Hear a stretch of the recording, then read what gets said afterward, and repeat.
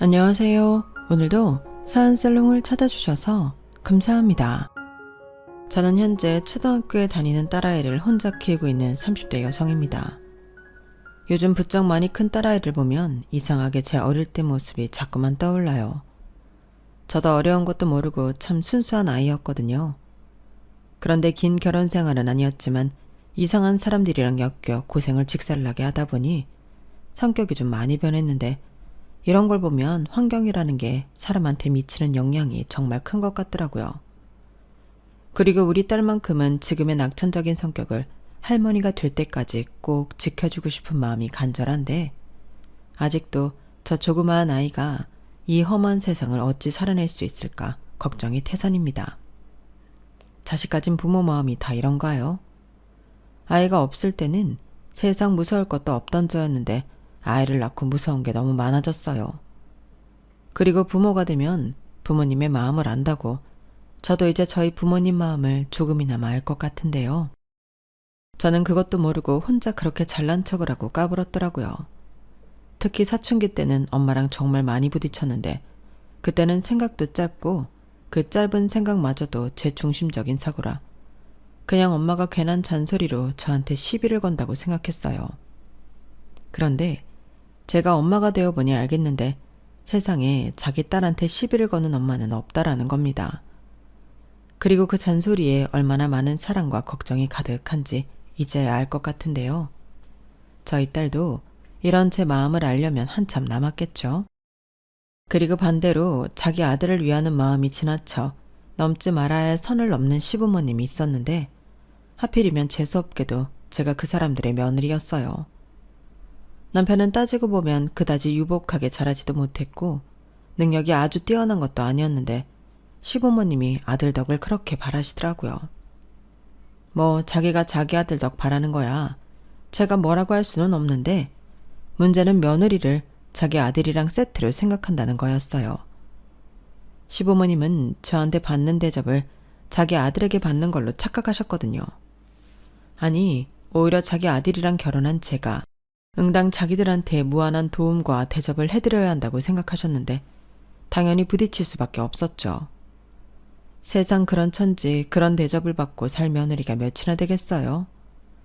게다가 우리 부부 공동재산이면 그것도 많이 양보해서 이해해 주겠는데, 시부모님은 뻔히 제가 저희 부모님에게 받은 재산이라는 걸 알면서도 그렇게 욕심을 내시더라고요.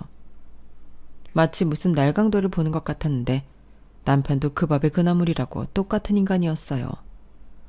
아니, 어떻게 생각하면 더 나쁜 놈이었는데 그러니까 이혼하게 되었죠.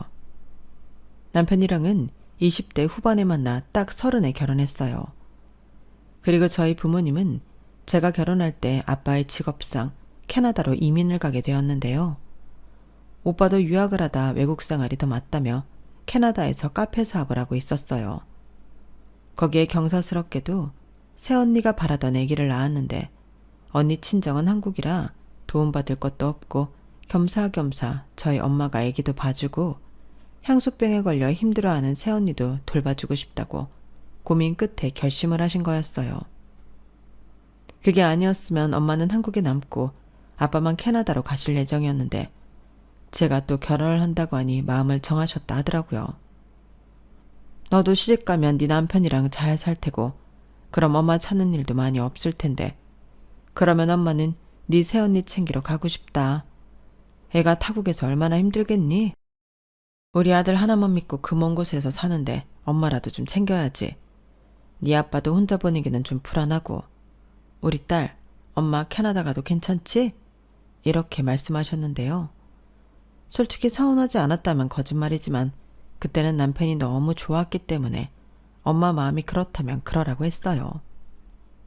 괜히 저는 저대로 결혼하고 엄마에게 소홀히 하면 그건 그거대로 미안할 것 같았거든요. 그리고 딸만 혼자 남겨두고 먼 타국으로 가는 게 미안한 마음이 있었는지, 엄마와 아빠는 감사하게도 저희 가족이 살던 집을 제 명의로 일찍이 옮겨주셨는데요. 일종의 결혼 선물이라고 하셨어요. 그런데 저희 가족이 살던 집이 2층 주택이었거든요. 신혼집으로 쓰기는 좀 크긴 했어요. 그래서 위에는 세를 줄까 그런 생각도 했었는데, 또 신혼인데 모르는 사람이랑 위아래로 산다는 게 신경이 쓰여서 그냥 두기로 했었죠. 저희 친정 식구들이 놀러 오면 쓸 수 있는 게스트룸으로 쓰면 될 거라고 생각했거든요. 그리고 당시 결혼을 약속한 남편은 수학학원을 운영하는 원장이었는데 왜 초중고 학생 수학만 전문적으로 가르치는 학원 있잖아요. 그런 학원을 운영하고 있었어요. 초등학생은 직원으로 선생님이 계셨고 중고등학생은 남편이 원장 직강으로 가르쳤는데 학원 운영은 곧잘 되는 편이었어요. 웬만한 대기업 연봉보다는 높았는데 성격도 유머러스해서 같이 있으면 늘 배꼽이 빠지게 웃었어요. 또 그런 성격 때문인지 원생한테 인기도 많았는데 학부형을 많이 만나서 그런가 저희 집에 처음 인사를 왔을 때도 넉살 있게 저희 부모님에게 잘했어요. 그 덕에 점수도 많이 딴 남편이었는데요. 저희 엄마가 평소에 그러셨거든요. 남자 볼 때 이것저것 볼 게 많긴 하지만 가장 중요한 건 성격이다. 아무리 잘나고 멋있으면 뭐해? 성격이 안 맞으면 붙어 살기 힘들어. 근데 살짝 뭐가 아쉬워도 성격이 좋고 잘 맞으면 또 이렇게 저렇게 맞춰 살게 된다. 그러니까 성격은 정말 중요해. 이렇게 말하는 분이라 서글서글하고 또 저에게 엄청 잘하는 남편 모습에 저희 엄마는 단번에 오케이를 하셨어요. 그에 반면 저희 아빠는 하나밖에 없는 딸 도둑 맞는 기분이라며 괜히 심술을 부리기도 했는데 그때도 남편은 아버님, 제가 다 아이를 데리고 가는 게 아니고요. 명훈이가 이 아버님한테 아들로 오는 거예요. 어때요? 저 같은 아들 좋으시죠? 라며 저희 아빠에게 곰살맞게 굴었는데 그 말에 저희 엄마가 빵 터지고 말았어요. 물론 저도 그랬고요. 그렇게 아빠가 사랑하는 두 여자가 한바구음을 지으니 그제서야 저희 아빠는 그 마음 꼭 잊지 말라며 저를 부탁하셨는데요. 그때 아빠가 했던 말을 지금도 기억합니다. 내가 정말 사랑으로만 키운 귀한 딸이야. 그러니까 무조건 잘해. 알겠어? 충성하고 또 복종하고 그럴 각오 없으면 지금이라도 관둬. 나는 내 딸 눈에 조금이라도 눈물 보이면 못 참는다. 이렇게 말씀하셨는데요. 저는 정말 아빠 말처럼 귀하게 자란 딸이었어요. 비록 사춘기 때 속을 좀 썩이긴 했어도 단 한 번도 저에게 매를 들거나 심하게 혼내신 적이 없으셨거든요. 늘 말로 조곤조곤 설명하시고 또 제 마음을 궁금해하셨는데 그때는 다 짜증나고 그냥 냅뒀으면 하는 마음이 들었지만 이젠 그게 애정이 없다면 절대 쉬운 일이 아니라는 걸 알고 있죠. 그리고 남편에게 그렇게 끼운 소중한 딸이니 꼭 잘해야 한다고 얘기하는 모습에 제가 그만 눈물이 글썽했는데 그때였어요. 안 돼 자기야. 울면 안 돼. 아버님, 이건 제가 울린 게 아닙니다. 아버님이 울리셨어요. 아니 왜 제 귀한 여자친구를 울리시지? 용서할 수가 없네. 라며 남편이 상황을 또 재미있게 만들었고 저희 가족은 이런 사람이라면 가족으로 함께하기에 너무 좋다며 그야말로 두 팔 벌려 대환영했어요. 그러니까 흔쾌히 집도 넘겨주셨겠죠. 그리고 대망에 제가 시댁에 인사를 갔을 때는 아무래도 긴장할 수밖에 없었고 남편만 믿고 그 집 문턱을 넘었는데요. 시부모님의 첫인상은 한마디로 평범했어요. 막 좋다고 할 수도 없고 또 너무 싫다고 할 수도 없는 그냥 어느 집에서나 볼 수 있는 아줌마 아저씨 같았는데 신우는 남편처럼 싹싹한 편이라 그나마 다행이었어요. 솔직히 저는 시부모님보다 신우와 성향이 맞지 않을까봐 걱정을 많이 했거든요. 그런데 남편의 성격이 신우이한테도 보였고 친화력이 엄청 좋았는데 그래서 처음부터 편했어요. 하지만 어째 시부모님은 싫고 좋고가 가늠이 되지 않아 어려웠는데 우리 엄마 아빠 원래 그래. 물에 물 타듯 술에 술 탄듯 자식 일에 크게 관심이 없어. 우리 결혼도 그럴걸. 라고 남편은 신경 쓰지 않아도 된다고 했어요. 그런데 그거야 어디까지나 자식 입장에서 하는 소리고 며느리 입장에서 그럴 수 있나요?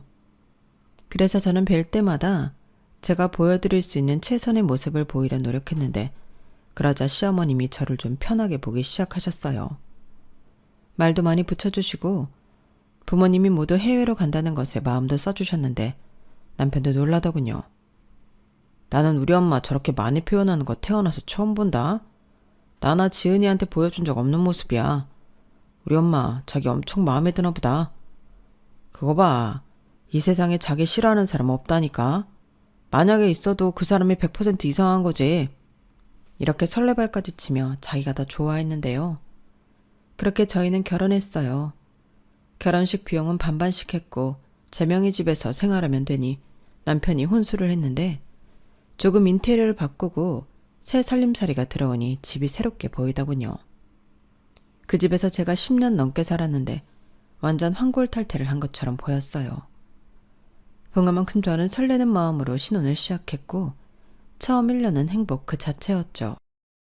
보통은 결혼하면 서로 다르게 살아온 만큼 많이 싸운다고 하는데 저희는 그러지도 않았어요. 전적으로 저에게 맞춰주는 남편 덕에 그럴 일이 없었는데 그 마음이 고스란히 느껴져서 저도 남편이 싫어하는 건 하지 않으려 노력하며 살았죠. 왜 그 사람이 좋아하는 일을 하기보다 그 사람이 싫어하는 일을 하지 않는 것이 더 중요하다고 하잖아요. 저는 그 말을 100% 공감하는 사람인데 그래서 그 철칙을 지키고 사니 트러블이라고 할 것이 정말 없었죠. 저는 저희가 앞으로도 계속 이렇게 살 거라고 생각했어요. 처음엔 걱정이 한가득이던 친정엄마 아빠도 제가 잘 사는 모습을 보고 마음이 놓인다고 하셨는데 그래서 그때까진 제가 결혼을 잘한 여자 중에 한 명이라고 자부했었죠. 그리고 거짓말처럼 1년이 지나고 언제 그랬냐는 듯 악몽이 시작되었는데 아이러니하게도 제가 임신이란 큰 기쁨을 만끽하고 있을 때 그 그림자를 보게 되었어요. 그게 뭐였냐면 남편의 학원이었죠. 저는 결혼 전에도 그렇고 결혼 후에도 남편의 학원에는 아무런 문제가 없는 줄 알았거든요.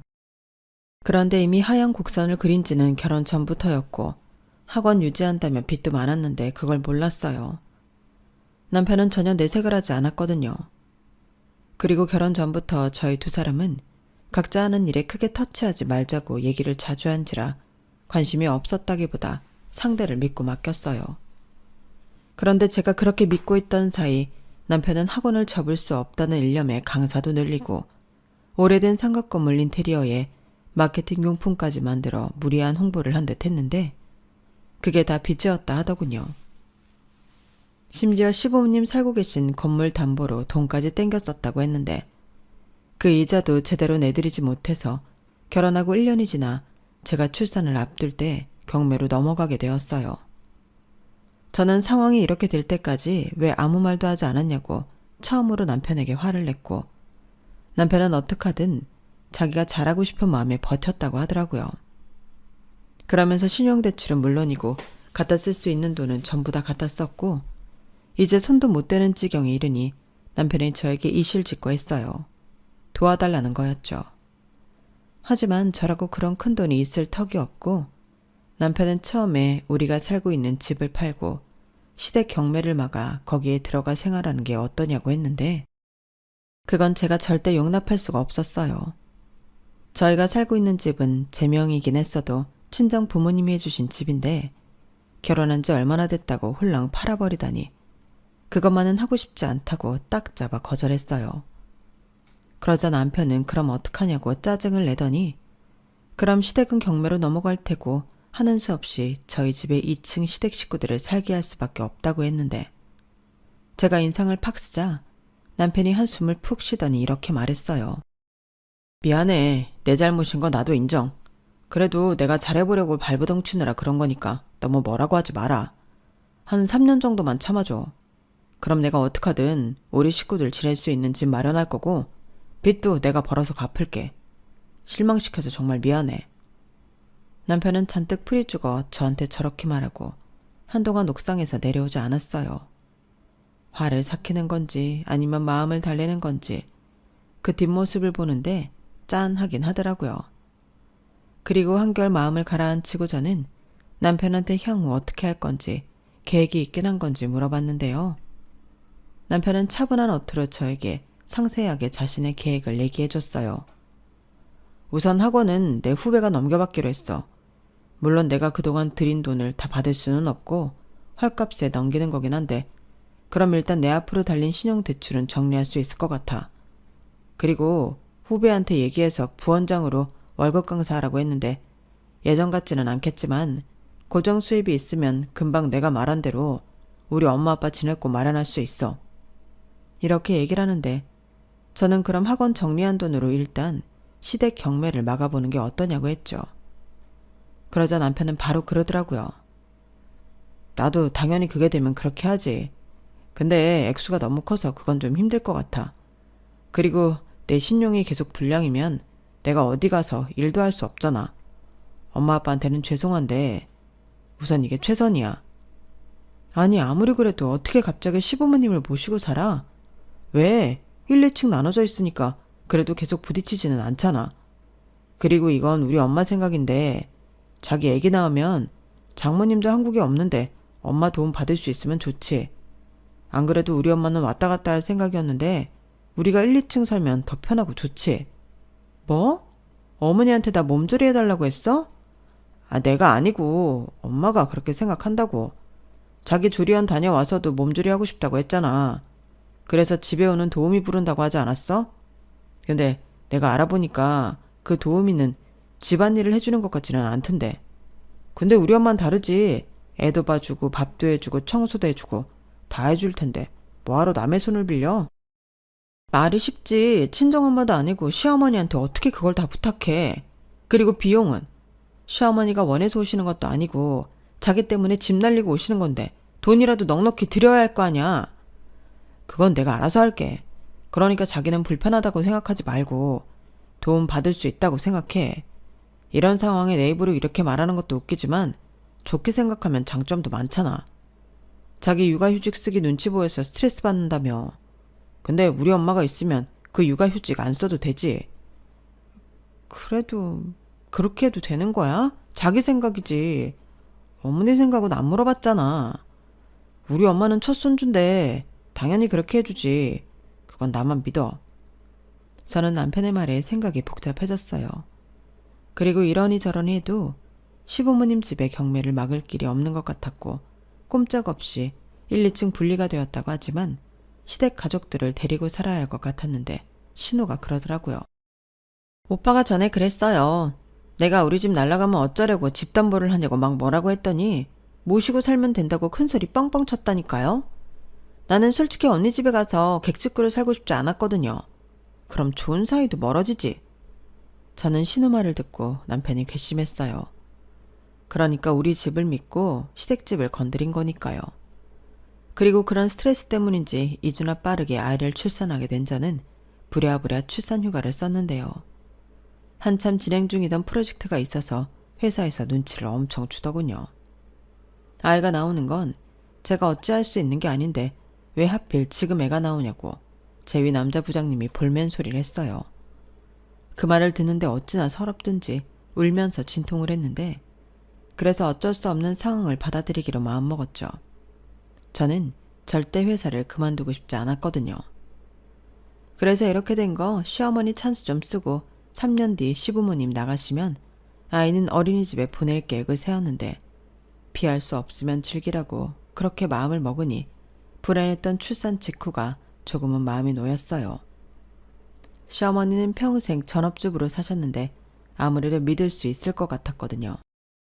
그렇게 울며 겨자 먹기로 저는 합가를 했어요. 캐나다에 있는 친정 식구들에게도 상황을 이야기했는데 저희 엄마는 한숨을 쉬셨지만 저희 아빠는 잘했다고 하셨어요. 그리고 남편한테 뭐라고 하지 말고 믿어주라고 하셨는데요. 저희 친정 오빠도 어렵게 사업을 하고 있다 보니 저희 아빠는 사위 편을 들어주고 싶으셨나 봅니다. 그렇게 시부모님 집은 경매로 넘어가고 시부모님 두 분만 저희 집 2층으로 이사를 오셨어요. 살림살이는 가지고 있던 걸 들고 오셨는데 솔직히 평수로 따지면 2층도 좁지는 않았거든요. 게다가 신우는 친구 집에 월세 반반씩 내고 산다고 함께 이사 오지 않았으니 두만 지내시기엔 넓은 편이었는데요. 2층 구조가 저와 오빠가 어릴 때부터 생활하고 있었기 때문에 방 2개에 거실, 보조주방, 화장실이 딸려 있었거든요. 그렇게 저희 가족은 졸지에 대가족이 되었어요. 식구가 무려 5명이나 되었는데 처음엔 시어머니가 정말 살뜰히 청소도 하시고 저희 애기도 케어해 주셔서 솔직히 편했어요. 때 되면 미역국에 밥까지 떡하고 차려주시는데 합가하기 싫어했던 마음이 죄송하게 느껴질 지경이었죠. 그런데 그것도 길지는 않았는데요. 시어머니는 1, 2층 오르내리는 게 무릎이 너무 아프다며 저희와 1, 2층을 바꾸던지 그게 아니면 1층 집안일은 못 해주겠다고 태도를 바꾸셨어요.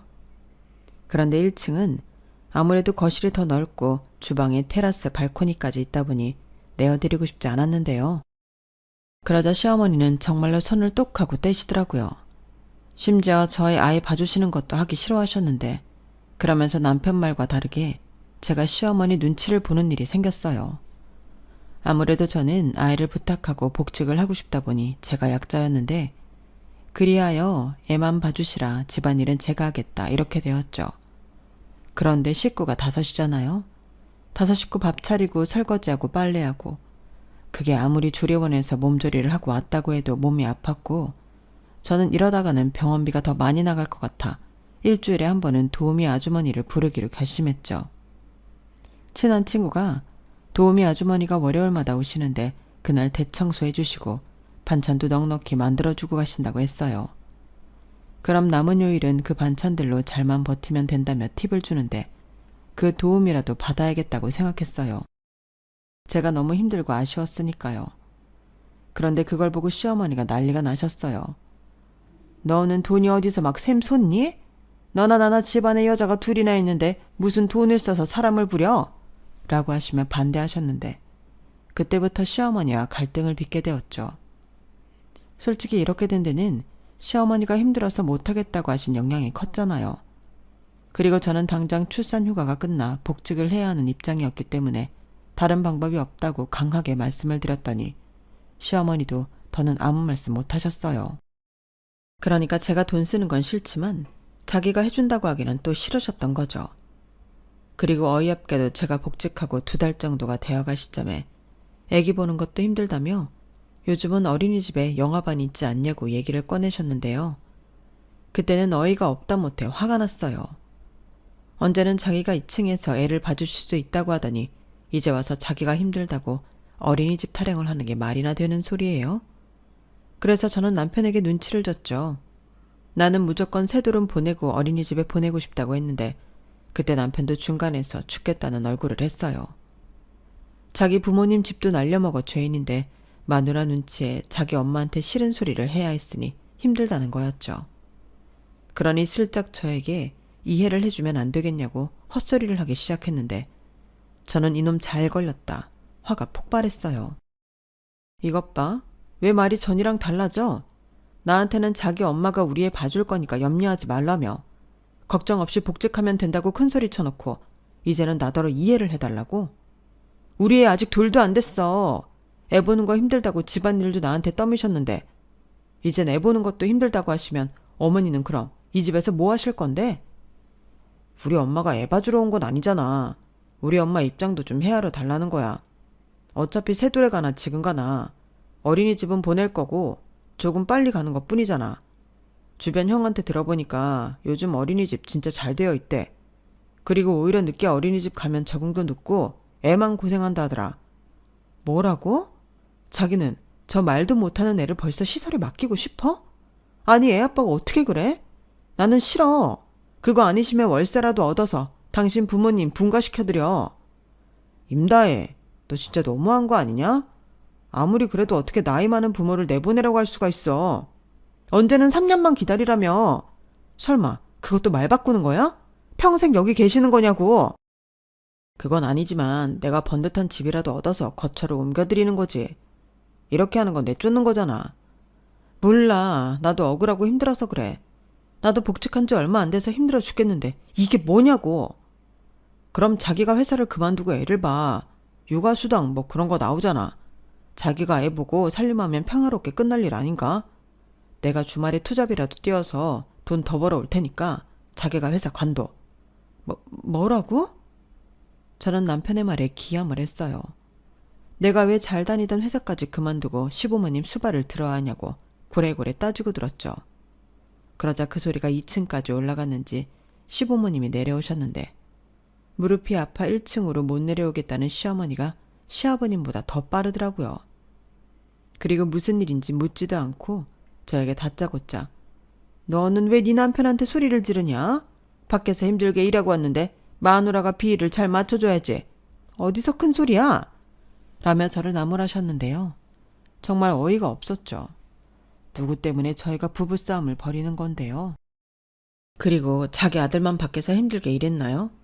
시어머니는 저에 대한 그 어떤 배려도 없으셨어요.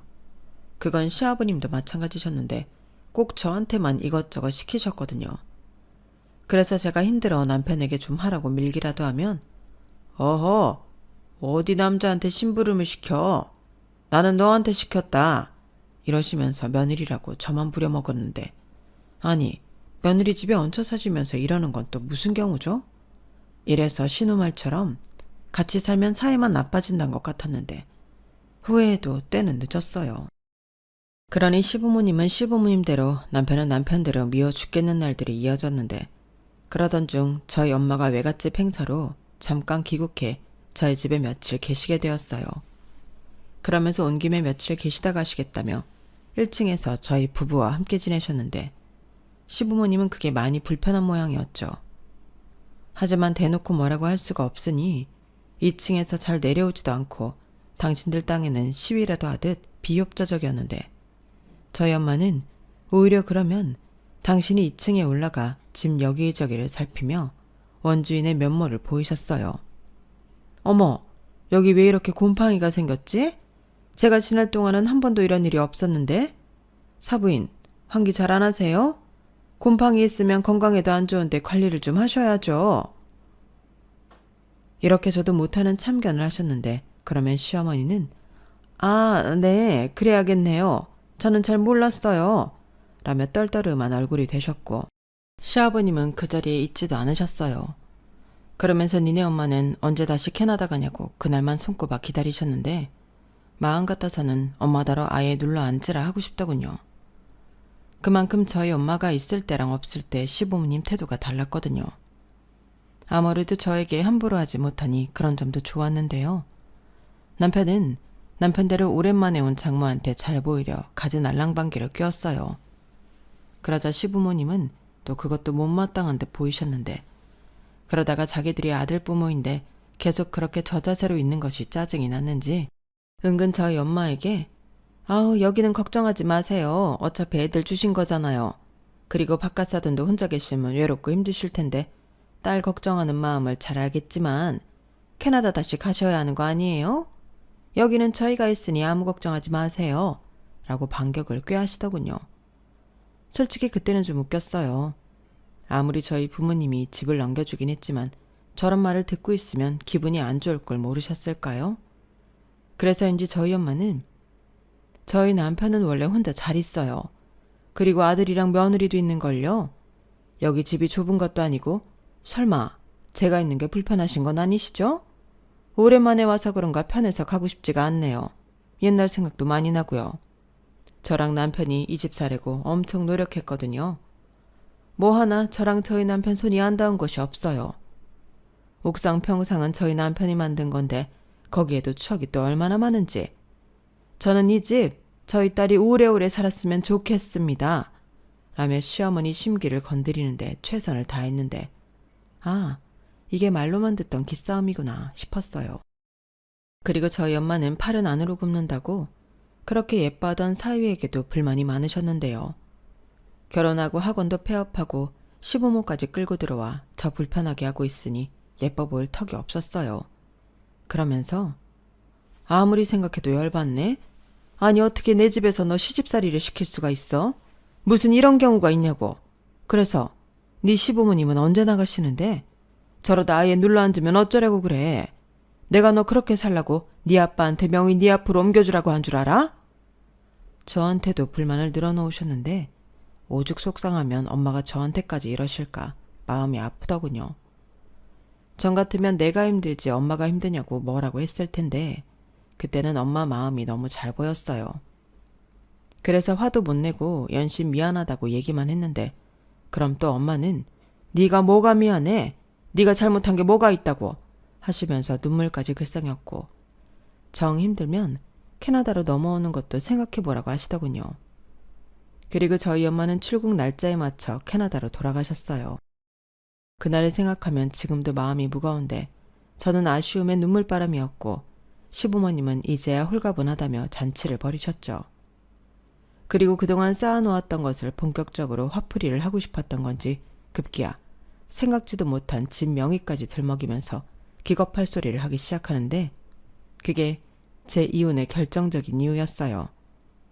그나저나 이 집 명의는 언제까지 네 앞으로 해놓을 거냐? 네? 그게 무슨 말씀이세요? 아니 그렇잖아. 시집을 왔으면 남편 밑에서 사는 건데 집은 남자 앞으로 되어 있어야지. 니들 애도 있고 시간 끌 거 없이 명의 바꿔라. 어머니 말도 안 돼요. 왜 명의를 바꿔요?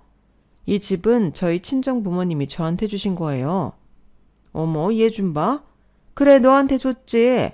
하지만 부부는 일심동체잖아. 그리고 이 집의 가장이 누구냐? 원래 재산은 그 집 가장 이름으로 해놓는 거야. 기둥인데 명의도 기둥 앞으로 해야지. 그게 기본이다. 저는 시어머니의 말도 안 되는 억지에 남편을 쳐다봤어요. 그런데 남편은 그 말을 듣고도 아무런 내색도 하지 않았고 시어머니는 왜 애먼 남편을 보냐며 저를 다그쳤는데 그러면서 이번 달 안으로 명의를 옮겨놓으라고 하시더군요. 저는 그럴 이유가 없다고 단칼에 거절했어요. 정 그러시고 싶으시면 저희 부모님 허락을 받아오시라고 말을 했는데 저도 그때는 이판사판이었죠. 완전 날강도 같았거든요. 그러자 시어머니가 얼굴이 험상궂게 변하더니 너 이러는 거 보니까 다른 꿍꿍이 있지? 왜?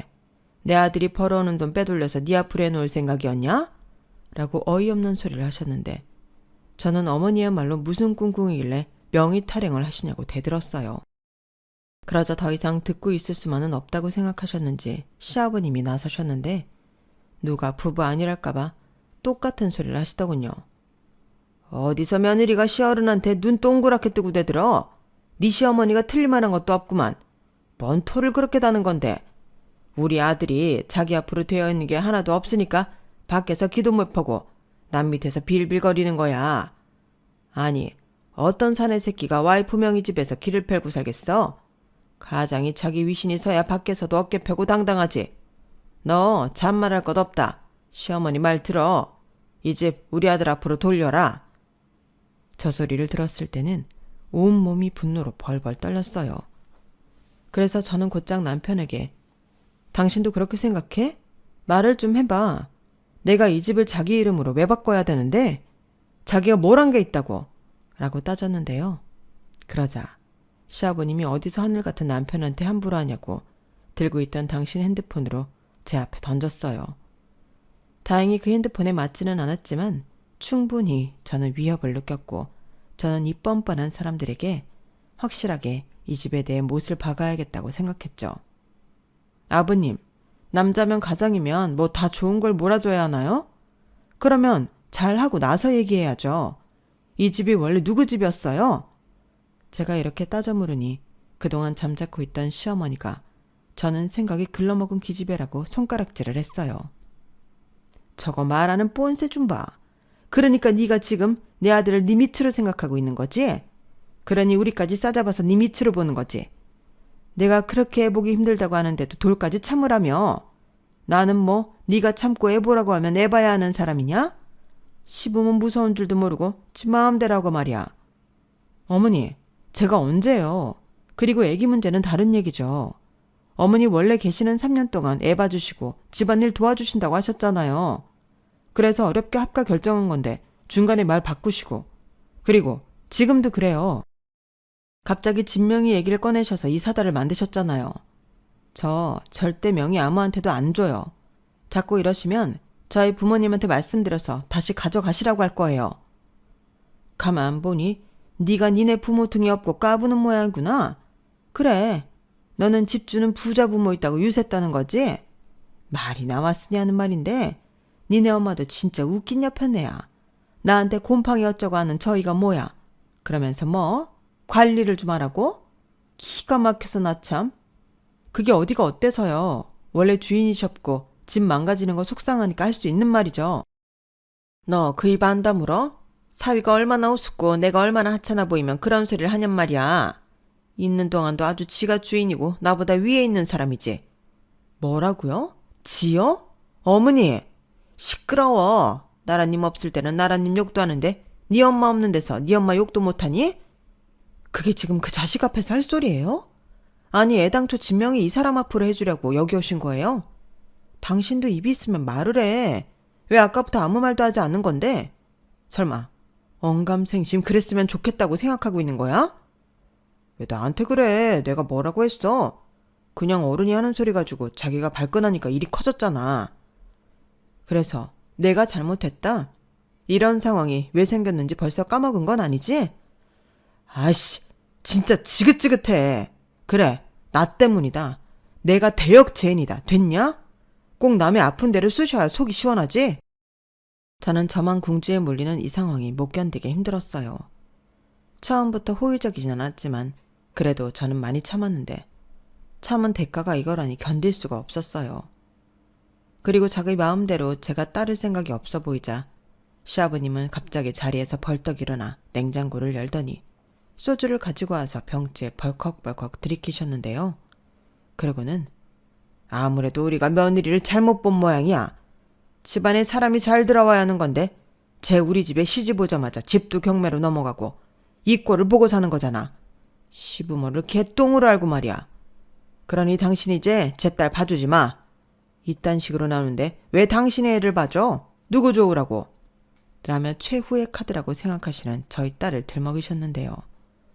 저는 내심 왜 저 말이 안 나오나 했어요. 그리고 저게 손녀를 생각하는 할아버지가 할 소리인가.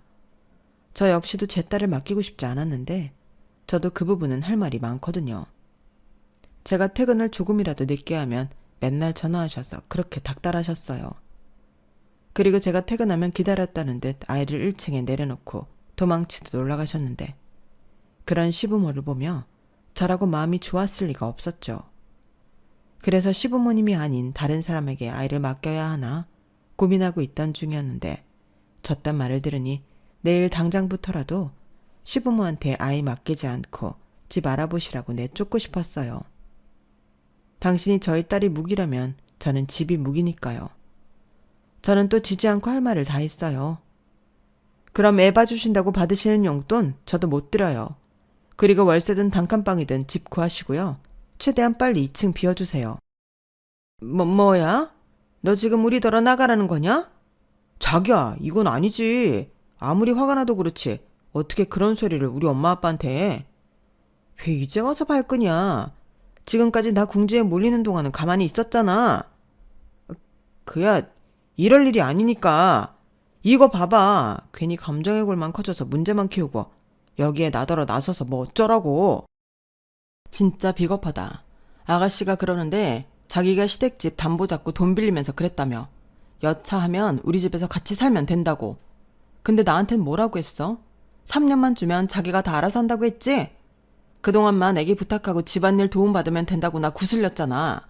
근데 지금 자기 말처럼 되는 게 뭐가 있어? 저분들 우리 집에서 나가실 생각 없어. 그럼 나는 다음 달부터 당장 2층 월세 받을 거야. 야, 너 정말 말 다 했냐? 이게 아주 우리를 상거지로 알아. 너 그만 못해? 네, 못해요. 먼저 시작한 건 제가 아니에요. 아이씨, 그만 좀 해. 남편은 순간 꼭지가 돌았는지 테이블 위에 있던 잡동사니를 한 번에 다 쓸어버렸어요. 한마디로 테이블을 엎어버린 건데 저런 폭력성이 있었나 제 눈이 휘둥그레졌죠.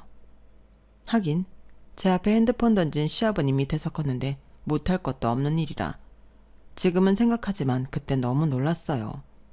그런데 놀란 제가 자기한테 겁을 먹은 줄 알고 이게 진짜 참고 있으니까 내가 웃음나 어디까지 할 건데 내가 네 부모한테 똑같이 하면 너는 좋겠냐? 이런 막말을 하기 시작했는데요. 그 옆에서 시어머니 하시는 말이 더 대박이었어요. 그래, 우리 아들 잘한다. 네가 서방이랑 시부모 얼마나 무서운지 제대로 알려줘. 쟤 뭐 친정 식구들도 없는데 처맞아도 도와줄 식구도 없잖아. 이렇게 말씀하시는데 저 사람들 정말 무서운 사람들이라는 생각이 들더군요. 그때 제가 어떤 집구석에 시집을 온 건지 제대로 알 수 있었어요. 그리고 남편 역시 명의 문제에서는 자기 부모랑 같은 생각이라는 걸 지 입으로 얘기를 했는데요. 말이 나와서 나도 하는 건데 다른 집들도 다 집은 남편 명이야. 아무리 네가 네 부모한테 받았다고 해도 이건 우리 부모님 말이 맞다고 라고 하니 기도 차지 않더군요. 그래서 웃기는 소리 하지 말라고 제가 말하니 이 집 명의 믿고 제가 까부는 거라고 하더군요. 자기도 그걸 느끼고 있었대요. 그 말을 듣는데 기가 막혔죠. 제가 왜 집을 믿고 남편을 무시하겠어요? 무시할 만하니까 무시하는 거죠. 그런데 남편은 자기 앞으로 아무것도 없어 제가 자기를 무시한다고 생각하는 것 같았고, 시부모님 역시 같은 생각으로 제 명의를 빼서 자기 아들한테 주고 싶었던 것 같았는데, 그게 저희 엄마한테 당한 것도 복수하고 자기들 좋은 일이라고 생각한 것 같았어요. 참 꿈도 야무지죠. 그래서 이젠 저도 더는 못 참는다고 여기서 더하면 경찰에 신고하겠다고 했는데, 그 사람들은 어이가 없다며 저더러 신고하라고 했어요. 우리가 너를 뭐 때리기를 했니? 위협을 했니? 라고 시어머니가 저에게 핸드폰까지 쥐어줬는데 저는 곧장 경찰에 신고를 했죠. 이 현장만 봐도 저는 충분히 위협을 받은 게 증명될 거라고 믿었거든요. 그렇게 경찰이 출동했어요. 그러자 남편과 시어머니는 억울하다며 가족 간의 단순한 다툼이라고 상황을 무마했는데요. 경찰은 어수선한 집안을 보며 저한테 무슨 일이 있었는지 설명해 보라고 했어요. 그래서 저는 차분하게 상황을 설명했죠. 그러자 시어머니가 저기 경찰관님, 우리는 제 머리털 하나로 건드리지 않았어요. 그런데 이런 걸로 신고를 해도 되는 건가요? 저희 너무 억울해요. 라며 폭력은 없었다는 걸 강조하셨는데 경찰분이 인상을 찡그리며 그러셨어요. 이런 것도 가정폭력입니다. 세 분이 한 사람을 놓고 진명해달라고 위협하셨잖아요. 다 아시는 어른들이 왜 그러세요? 명의 문제는 소유주분 마음이죠. 어쩜 저는 경찰분의 말에 답답했던 속이 뻥 하고 뚫리는 것 같았어요. 그리고 한 경찰분은 남편을 따라 불러 경위를 조사하셨죠. 그리고 시부모님은 연신 저를 죽일 듯 노려보셨는데 저는 다른 경찰분에게 무섭다고 제 안위가 걱정된다고 말씀드렸어요. 그러자 한 경찰분이 그럼 오늘은 아이와 다른 곳에 가 계시는 게 좋겠다고 하셨는데, 그때 이모 생각이 나서 이모네 집에 가겠다고 했죠. 그리하여 저는 경찰차를 타고 이모 집으로 갔어요. 그러자 이모와 이모부가 깜짝 놀랐고, 제가 집에서 있었던 일을 말씀드리니 이모부가 이 도둑놈들 당장 내쫓아야 하는 거 아니냐고 화를 내셨는데, 이모는 차분하게 저에게 어쩌고 싶냐고 묻더군요. 설마 이 지경까지 왔는데 계속 살 거 아니지? 너 이러고 사는 거 알면 네 엄마 화병 난다. 엄마 간지 얼마나 됐다고 이래? 엄마 있을 때 당했다고 나한테 복수하는 거야. 정말 사람이 못됐다. 너 이혼할 거면 이모가 변호사 알아봐줄게. 괜히 가서 그 사람들이랑 싸우지 말고 여기 있어. 그러다 집 가지고 장난치면 어떡해? 그래 여보, 주인이 자기 집에 있어야지. 그럼 그것들이 순순히 집에서 나갈 것 같아? 난 집도 집이지만 내 조카가 다 중요해. 이 어린애까지 어쩔 거야? 이모는 속상하다는 듯 연신 한숨을 내쉬었어요. 그리고 다음날 저는 남편에게 이혼 의사를 전하며 합의 의사가 있는지 물었는데 역시나 자기는 잘못이 없다며 이혼하지 않을 거라고 하더군요. 그러면서 어제는 자기가 제정신이 아니었다며 미안하다고 사과를 하는데 저는 됐다고 했네요. 남편은 제가 자기 사과를 받아줄 기미가 보이지 않자 이번에는 집 명의 문제도 자기가 얘기해서 다시는 저에게 얘기하지 않도록 한다고 했지만 이젠 그런 말을 믿을 수 없었어요. 그래서 더 할 말 없으니 너도 니네 부모도 내 집에서 당장 나가라고 했는데요. 남편은 또 왜 말을 계속 그렇게 하냐며 화를 내더군요. 뭐가 네 집이야, 우리 집이지. 네가 그러니까 우리 엄마 아빠가 더 그러는 거야. 이렇게 말하는데 저건 정신을 절대 못 차릴 거라는 확신이 들었어요. 그런데 이 인간이 그 뒤에 뭐라고 한 줄 아세요? 나는 절대 못 나가. 그리고 이혼도 못 해줘. 누구 좋으라고? 라고 하면서 깐족깐족 저를 약올리는데 말로 해서 해결될 일이 아니었죠. 그래서 누가 이기나 해보자고 하고 저는 곧장 제가 할 수 있는 모든 법적 조치를 취했어요. 일단 경찰에 신고한 기록이 있어 접근금지 신청을 했고 제 명의 집에서 계속 버티면 퇴거 불응 소송도 할 수 있다고 해서 부모님 앞으로 소장을 작성했는데 시부모님이 소장을 받고 많이 놀란 듯 하더군요. 남편이 거품을 물고 저를 찾아와 이모 집으로 왔어요. 그리고 이모부는 너 잘 걸렸다 하며 골프채를 가지고 남편에게 다가가셨는데 나는 너를 때리진 않을 거야. 위협만 할 거지. 네가 우리 조카한테 그랬다며? 어디 너도 똑같이 당해봐. 이렇게 말씀하시고 골프채를 휘두르셨어요. 그러니 기세 좋게 쳐들어올 때는 언제고 남편이 도망가기 바빴는데 전화로 당장 취하하지 않으면 자기가 온갖 방법들을 동원해 제 집을 뺏을 거라고 했는데요. 저는 그 말도 야무지게 녹음했죠. 그리고 대망의 이혼 소장을 작성했고 제가 자기랑 자기 부모를 상대로 소송 절차를 밟으니 이 상황이 힘으로 누를 수 있는 상황이 아니라는 걸 자각한 듯 하더군요. 그리고 남편은 언제 그랬냐는 듯 태도를 바꿨어요. 정말 비굴하게 빌기 시작했는데 그게 먹힐 줄 알았나 봐요. 하지만 그게 먹힐 정도였으면 이를 이만큼 키우지도 않았을 저였는데 급하긴 급했는지 시어머니가 제 회사까지 찾아와 미안하다고 빌었어요. 다시는 명의 바꿔달라는 소리 하지 않겠다며 소송을 취하해달라고 하셨는데 때는 늦은 후였죠. 제가 이제 그 사람들 꼴도 보기 싫은데 그게 무슨 소용이 있겠어요?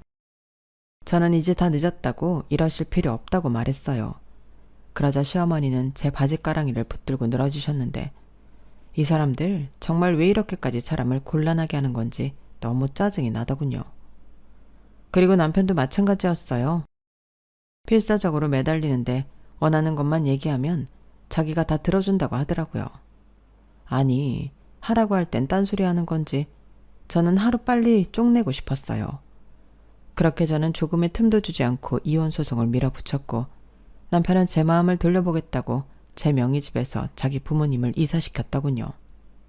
그리고는 다시는 시부모님이 저에게 뭐라고 싫은 소리를 하는 일은 없을 거라고 호언장담했는데 저는 너도 내 집에서 나가라고 시원하게 말했습니다. 그리고 이모한테 연락을 받은 저희 부모님이 급히 귀국을 하셨는데요. 당연히 저희 부모님을 보고 남편은 한마디도 하지 못하고 집에서 나갔어요. 그리하여 저는 이모 집에서 다시 집으로 돌아갔고 저희 부모님은 저에게 이혼하고 캐나다로 함께 가는 것이 어떠냐고 물으셨는데 솔직히 솔깃하긴 했지만 저는 괜찮다고 거절했어요. 아니 왜? 여기 있으면 저 사람들 다시 찾아와서 너 괴롭힐 수도 있는데. 그래서 생각을 좀 해봤는데 나는 이 집에서는 못 살 것 같아. 명의도 다시 아빠가 가져가. 그럼 너는 애랑 어쩌려고? 이모 집 근처에 오피스텔 나왔더라. 나 거기에 가서 살려고. 밑에 상가도 있어서 편하고 주변에 어린이집이랑 초중고 다 있어. 애 키우기 나쁘지 않을 것 같아. 그리고 이모가 도와준다고 하기도 했고 물론 공짜로 도움받진 않을 거야. 아, 그래도 그렇지. 너 혼자 안 힘들겠어? 그냥 엄마 옆에 있으면 편하잖아. 나 그럼 회사 그만둬야 하잖아. 나 지금 일하는 거 좋아. 재밌어. 이혼하는 건 어쩔 수 없는데 일까지 그만두고 캐나다로 도망가고 싶지 않아. 저는 다시 한번 캐나다로는 가지 못한다고 얘기했어요. 그러자 저희 아빠는 알겠다고 하셨는데 대신 그 집엔 월세를 두고 그 월세를 제 통장으로 받게 해주신다고 하시더라고요. 아무래도 애기 키우면 돈이 필요하다고 그렇게 해주셨는데 감사했죠. 그리고 이모가 정말 살뜰히 저를 챙겨주셨는데 원래도 저를 많이 예뻐해 주시는 이모라 도움을 많이 받았어요. 저는 어린이집에 아이를 맡길 생각까지 하고 있었는데 이모는 질색을 하며 아, 이 조그만 걸 어떻게 어린이집에 보내냐? 그냥 이모가 볼게. 이렇게 얌전한 공주님은 일도 아니지. 너 이모가 아들만 셋 혼자 다 키운 거 알지? 이모는 애 보는 게 제일 쉬워. 너는 이런 일 있으면 진작에 이모한테 말을 하지. 그럼 내가 봐줬을 텐데. 라고 하셨어요. 그 말이 얼마나 의지가 되고 감사했는지 저는 이모한테 따박따박 수고비 드린다고 약속을 하고 그 이후에는 새로운 삶을 시작했는데요. 이혼이라는 게 제가 직접 할 일은 달리 없지만 빨리 끝나는 일은 아니었어요. 꼬박 1년이 걸렸는데 남편과 시부모님은 저희 집에서 나가 방 2개짜리 오래된 빌라에서 월세 생활을 하고 있다고 했어요. 그 말을 듣는데 어찌나 쌤통인지 그렇게 명의 타령을 하더니 잘됐다 싶었죠. 그 월세 계약 명의는 자기 아들 앞으로 했을 거잖아요. 그리고 생활이 어렵다는 이유로 적당한 선에서 협의를 해달라고 호소하기도 했는데 저는 받아주지 않았어요. 그건 그들의 사정일 뿐 제가 고려해야 할 부분이 아니라고 생각했거든요. 그리하여 저는 위자료 양육비 다 뜯어내고 이혼했어요. 이혼이 결정되던 날 어찌나 기분이 좋던지 제 발목을 잡고 있던 족쇄가 풀린 기분이 들었는데요.